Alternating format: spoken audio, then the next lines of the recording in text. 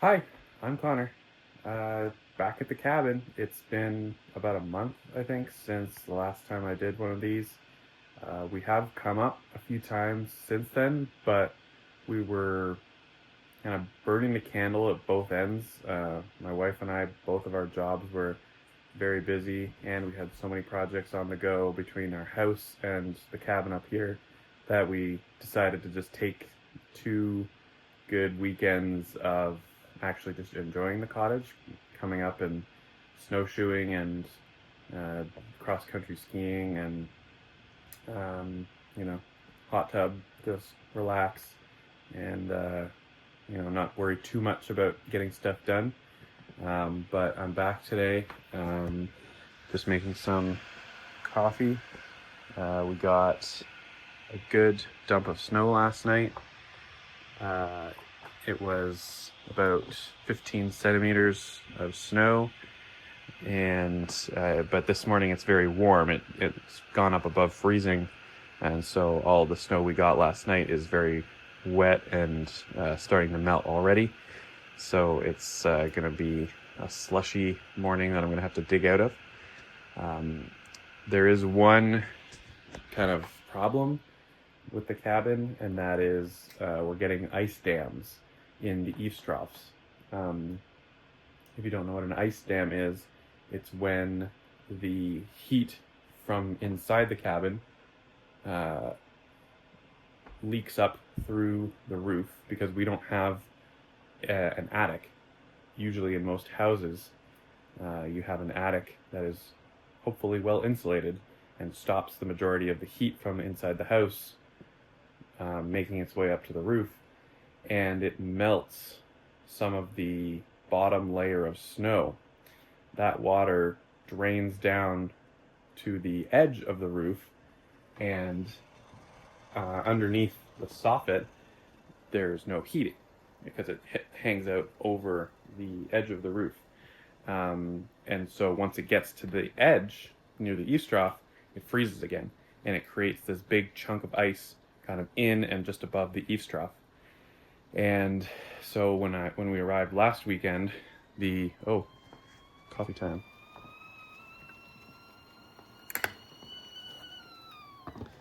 When we arrived last weekend, the entire eaves trough on both sides of the cabin just had this 8-inch thick block of ice in it. So I looked it up, figured out what it was. I'd never had this problem before either. And it turns out that they're notorious for causing water to pool kind of just behind that block of ice. And then because we have shingles, that water can kind of travel up underneath the flap of the shingle, and then it can leak down through the roof. Now, I don't think that's happened yet. Just looking at the inside of the roof here, but we do want to be careful about it. And so I've went and bought this heated cable that you can use to keep the eaves trough and the overhang of the roof heated so that water can't freeze in that block. So I'm going to try to install that today.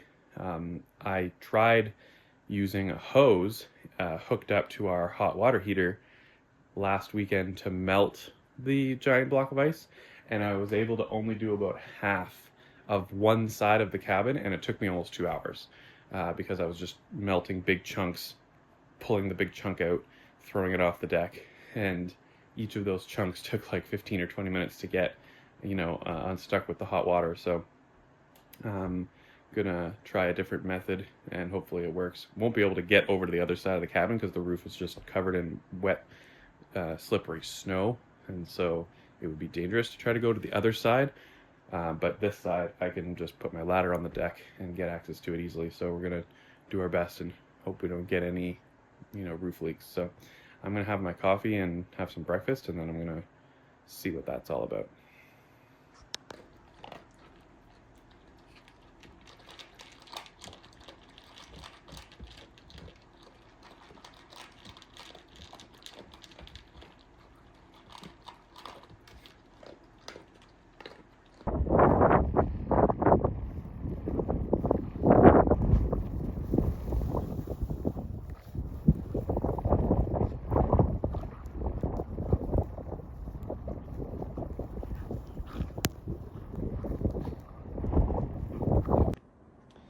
So this is what I got to handle the ice dam.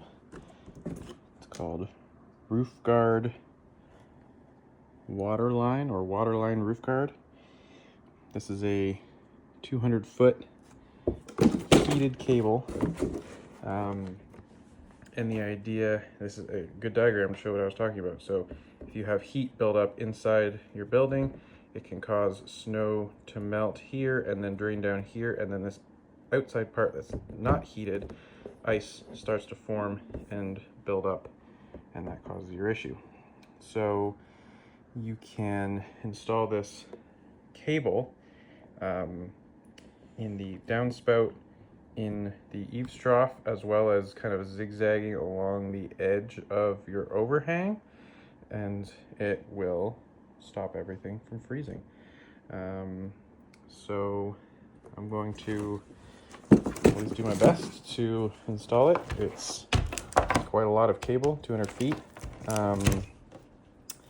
And you know, I've never used something like this before. I mean, technically we have a heated cable in our well line, a heat trace, which I guess is a similar concept for pipes, but I didn't install that. Of course, we had a professional person install that, so I'm going to check all this out and then see how much we can actually get done today while there's, you know, already ice and snow on the roof. The heater cable seems like it's going to be maybe not possible to install. I was reading through the instructions, and you can't let any portion of the cable overlap or coil on itself. And since I only have access to half of my roof, and it's 200 feet, I bought enough to cover both sides of the roof. I won't have anywhere to put the excess, and I don't want to risk a fire, obviously. So I'm going to wait until my dad comes up later, because he might be able to help me kind of drape the cable over top of the roof gable, and then we'll see if we can do it together. I don't want to do that by myself. He's coming up later today, so we'll see. But I do have another task to perform, which I think is pretty exciting. I went and ordered some of these puppies, maple tapping spiles and sap collection buckets and a tapping bit. I'm really excited to try and get some maple sap. The temperature this coming week, not today or tomorrow, but this coming week, are going to be, you know, just the right temperature swings to start getting sap out of maple trees. Before winter hit, I tagged 4 pretty decent sized maples on the property. You can actually see them out the window here. I put yellow rope. There's 2 of them there, one of them over there, and then there's one on the other side of the building. So I tagged these trees because I knew that they were large, healthy maple trees, and I can't tell the species of tree when there's no leaves on them, so I tagged them before the leaves fell off. So I have 4 spiles, 4 buckets. I'm gonna go and try to tap a couple of maple trees, and then hopefully throughout this week, when the temperatures are right, it's supposed to be below freezing at night and then above freezing during the day and sunny, all of which is happening this coming week. Hopefully we get some sap throughout the week, and then when I come back next weekend, I will be able to, I won't have enough to make any significant amount of maple syrup. I might be able to make a tiny bit of maple syrup, but I want to try making maple water coffee and some other stuff like that. So it's just an experiment for this year. If it goes well, I might expand, because there are some other good trees on the property. So we'll see. I'm going to start by boiling all of the pieces that are going to be touching the tree. I want to kill any potential bacteria that might be on them. Some people said to use bleach and water, but I don't know, that didn't didn't sit right with me, so I'm going to boil instead. And then I'm going to just scrub the buckets with warm water and a little bit of soap to make sure that there's not too much bacteria eating the sugars in the sap. That's apparently the biggest thing. This is my first time doing all this, so we shall see if this works out, but I think it makes perfect sense to at least try to keep everything clean.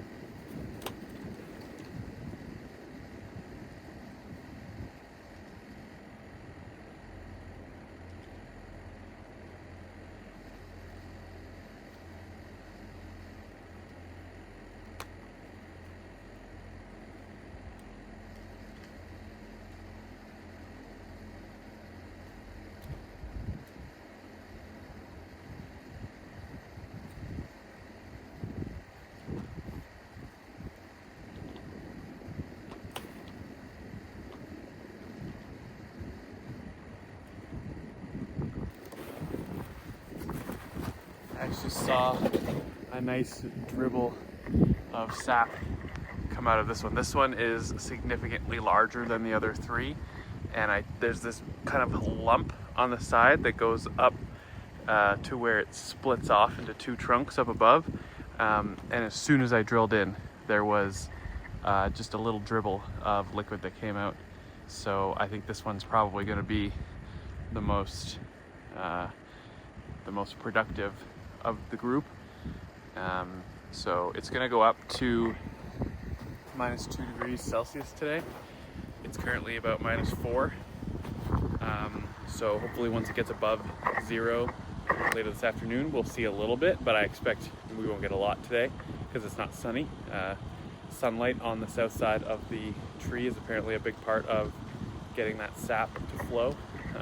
But all through this week, it's going to be below freezing at night and warm during the day and sunny. So hopefully when we come back next weekend, we've got some nice buckets of sap.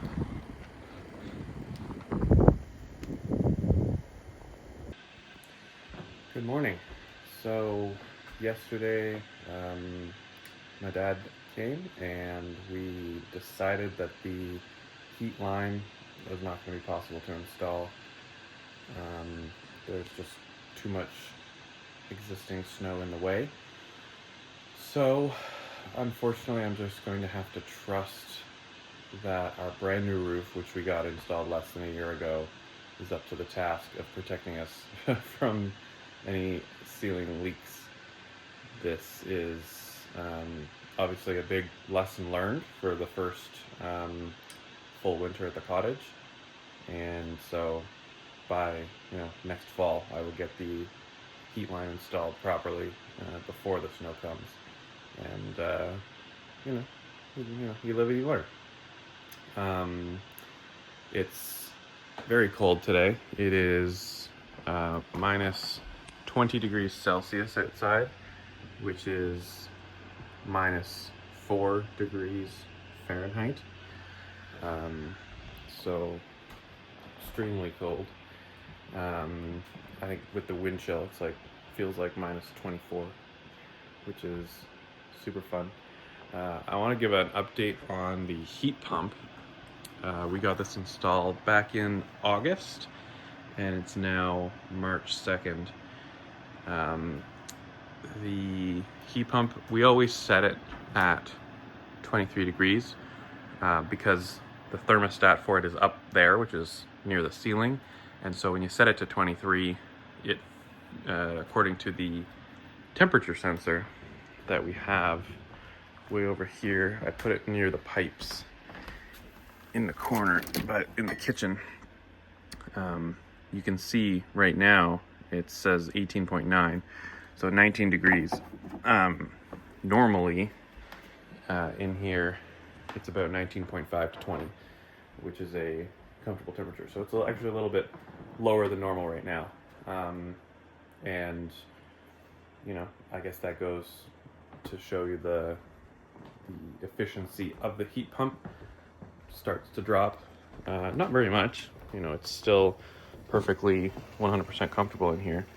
And I didn't even need to turn on the backup baseboard heater in the bedroom last night, even though it went down to, I think, -23, even without the wind chill. So, cold climate, electric air source heat pump, so far working really well. My only real annoyance with it is that when it is extremely cold like this, the unit does have to run a defrost cycle. The outdoor unit needs to run a defrost cycle. I'm not exactly sure how often. I've read online that it's about up to 10 minutes per hour, although it varies by brand. And when that defrost cycle runs, it is quite loud. So the bedroom is that room there. This is the bathroom. The heat pump is on the exterior wall on this corner outside.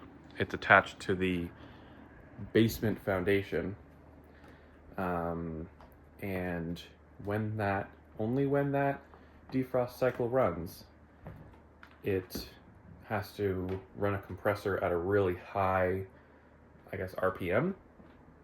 And so that vibration of that compressor, only when it's in defrost mode, kind of vibrates the wall at I guess, maybe it's just like a particular frequency, or maybe it's just running so, hard, but it vibrates the wall, and it does, create a bit of an annoying tone inside the bedroom and the bathroom. You can't really even hear it in this main room, but in the bedroom and the bathroom, it is just a little bit on the annoying side, such that like it will stop you from falling asleep if you're awake. It didn't wake me up at all, because I'm assuming it ran multiple times last night.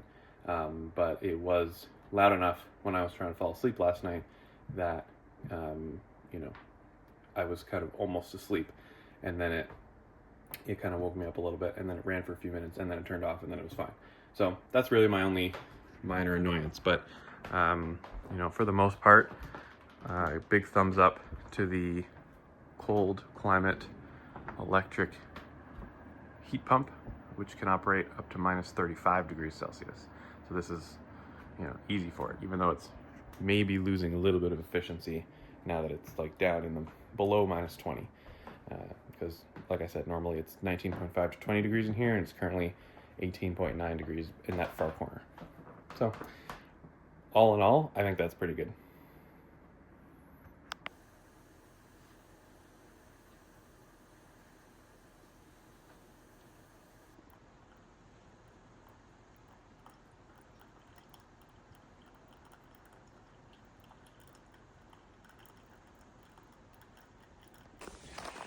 All right, it's been a bit of a weird week. Last weekend got really busy, so I had to stop recording.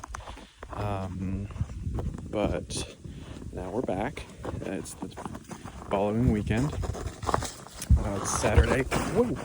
Just slipping all over the place here. It's like pure ice on the driveway here. We had a utility pole get knocked down, and so I got alerted yesterday, like really early morning, that, oh my god, things are just falling all over the place here. I got alerted early yesterday morning that power was out, and it was hovering around 0.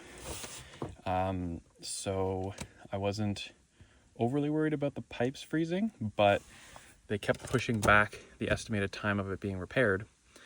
And so in the late afternoon, I was like, well, if they can't get this fixed in time, it was going to go down to like minus 10 Celsius overnight.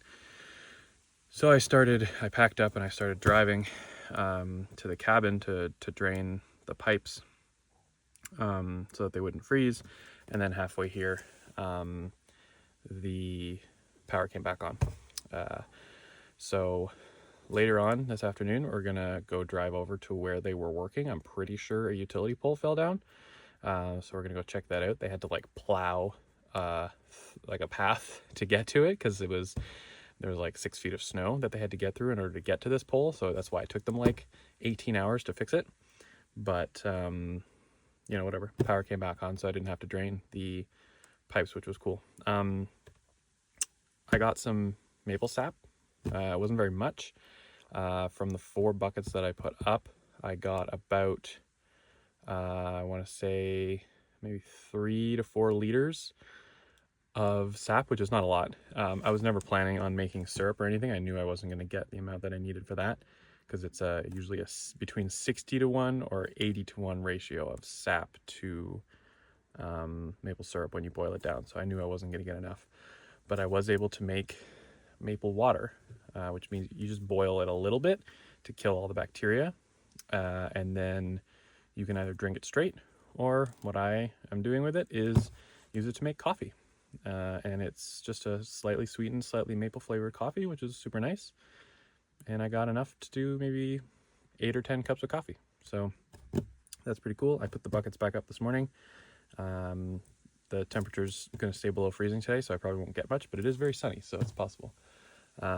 Anyways, working on flooring in the basement today, so I'm going to get back to that. We started it last weekend, and my dad was here, but things were all over the place doing 10 other things, so didn't have a lot of time to film, but gonna get back to it today, hopefully finish the flooring, and then frame the 2 interior walls that we're going to be adding. So I'm going to unload the truck. I brought a shop vac, and also the bed is loaded up with 2x4 studs, furring strips, and tongue and groove pine for the walls. So I'm gonna get started on that.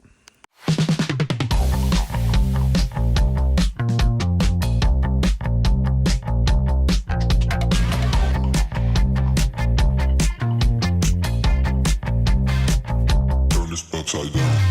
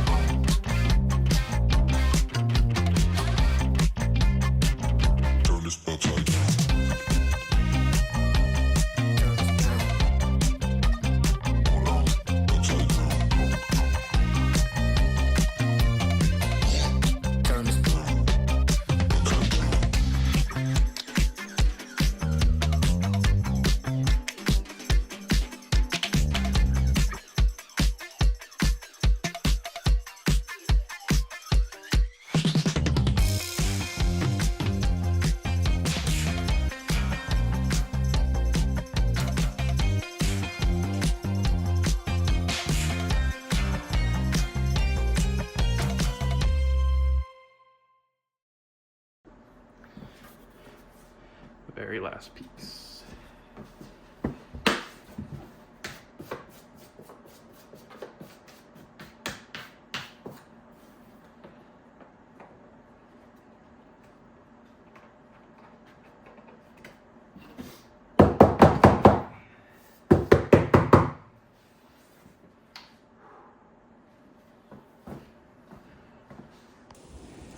Now that the floor is done, time to make some pizza.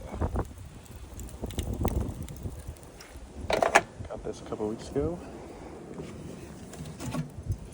Just a little pizza oven. Let's check the temperature here.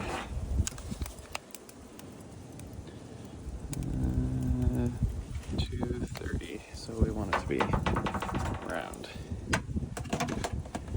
700-800. So quarter over there.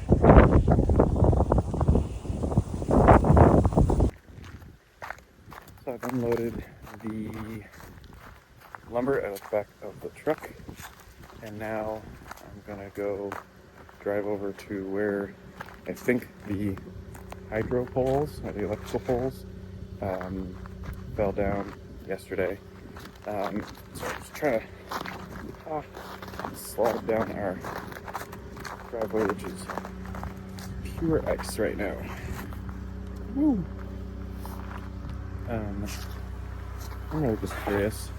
Walked past the laneway where the poles are this morning with the dogs, and the hydro company definitely had to get some kind of serious tractor into plow out the laneway to get there, and it looked like it was a big situation. Looks like they had at least one big tractor and at least a couple of big trucks.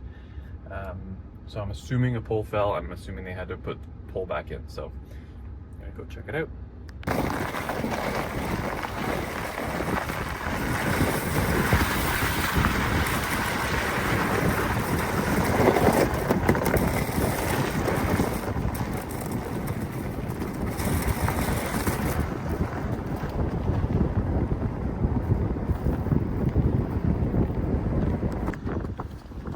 So this is where the plowing started. You can see they had to push some pretty significant snow banks out of the way. It's like pretty narrow. This is barely more than the width of my truck.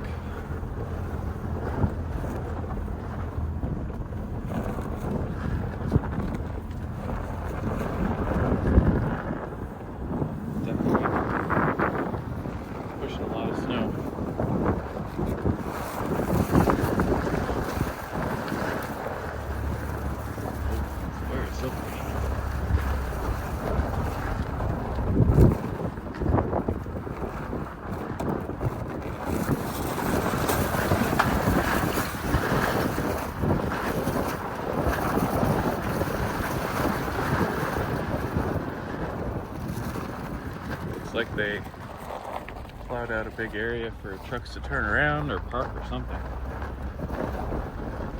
So this is the lane next to ours. Oh, there's some lines down for sure.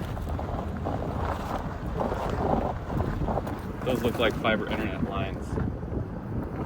They're not. The top two are electrical, and then the ones below are phone and fiber, I believe. There's four cables on each pole.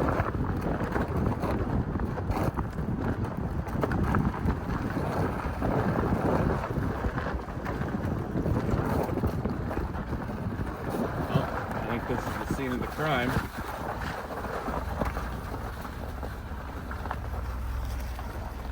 Yep. Oh, looks like they cut up a tree. So maybe a tree fell on it. And there's a whole bunch of fresh earth around this pole. So I'm guessing that's where they had to replace it. I'm gonna keep driving up to where they plowed to and see if there's anything else. So we'll check this out again on the way back.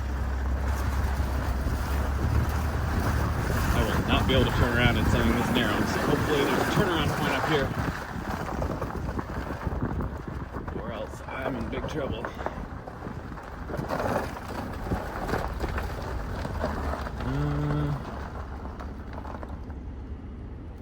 Alright, I'm gonna get out and check on this because I have no idea what's up there, and I don't want to. I'd rather not have to back up the 500 meters I already came down. Looks like they did a lot of work up there too, so oh yeah, that's definitely a fresh pole as well. Yeah, you can see this smaller pole here. There's like a sharp tip to it. It definitely broke off. 100%. It looks like this is where they plowed to. Looks like they had some pretty massive trucks driving up this. I think this is a driveway. And they even had somebody going further. I guess they were doing inspections down further. But yeah, this looks like this was the culprit here.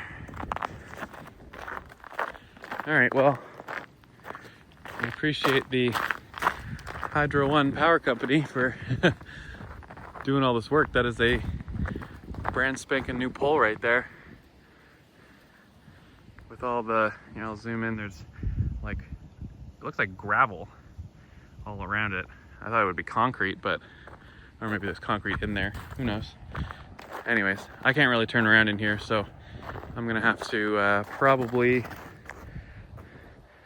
yeah, I'm gonna have to just reverse all the way back out there. So I'm gonna do that.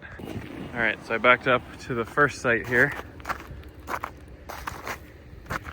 You can see the brand new fresh pole. This is definitely DSL, like telephone line here.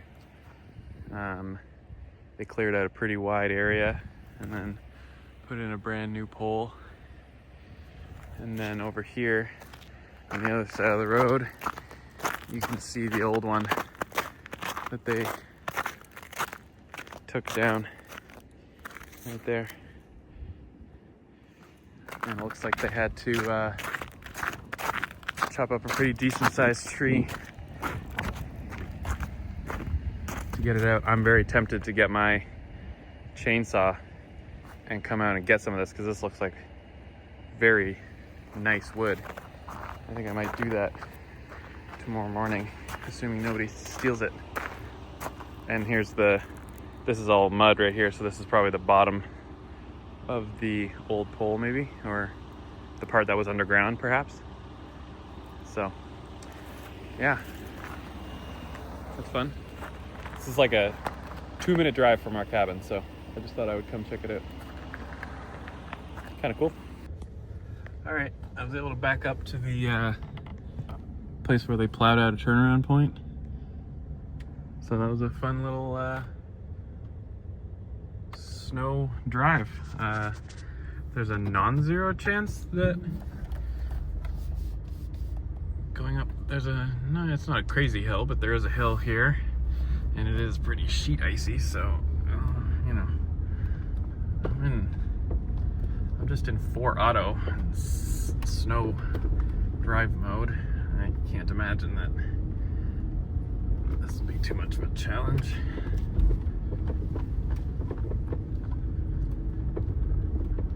Yeah, no problem. Look at that. This is the field that we, this is like a private access road, private right of way to get into the cabin. And this is where we walk the dogs every morning. And it's just a beautiful day outside. It's 1 degree Celsius according to the truck, and fully sunny, not a cloud. Well, there's some little wispy clouds over there, but it is overall an excellent day. And it was a very productive day, and I just discovered that they cut down a super good tree that I might go steal for next year's firewood. So that's an extra bonus. Anyways, probably come back tomorrow when we start framing some walls.